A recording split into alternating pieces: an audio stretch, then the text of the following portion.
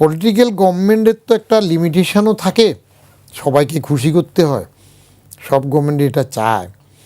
Social safety নেটওয়ার্কের অংশ হিসাবে যে কাজগুলো এখন করা হচ্ছে, ফ্যামিলি কার্ড দেওয়া হয়েছে, এটা অ্যাপ্রিসিয়েটেবল।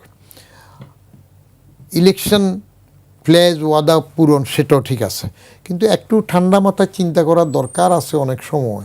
এই যে ফ্যামিলি কার্ড দিয়ে এদের কি ফলিস্ট বেগার বানানোর একটা অবস্থা হয়ে যায় কি না, আবার যে সরকারের পয়সায় প্রতি মাসে মাসে টাকা পাবে, এটা একটা ফাও পাচ্ছে, তাহলে কি এই শ্রেণীটা আবার বাড়বে কি না, এটা চিন্তা। কৃষি কার্ডটা খুব দরকার, তাদেরকে সুবিধা দিতে হবে। যে সেক্টরে উৎপাদন আছে সেখানে বিদ্যুৎ জ্বালানি আগে দিতে হবে। আপনি শক্তভাবে গভর্নমেন্টের অস্টিরিটিতে আসেন। আমি কালকে একটা টেলিভিশনে বলতেছিলাম যে সরকারের সমস্ত সচিব থেকে শুরু সবাই বাসে যাবে অফিসে, অসুবিধা কি? জীবনের সব আয়োজন এখানে একসাথে। আমরা বিদেশে গেলে বাসে চলি না?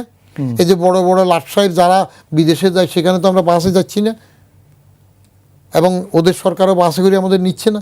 তো এখানে এগুলা একটা ড্রাইভ দিলে চললে অসুবিধা কি? কারণ যদি প্রধানমন্ত্রী হেঁটে মন্ত্রণালয়গুলো ঘুরতে পারেন, ওখানে অফিস করতে পারেন, তাহলে তিনি এরকম একটা ড্রাইভ নিলে অসুবিধা কি?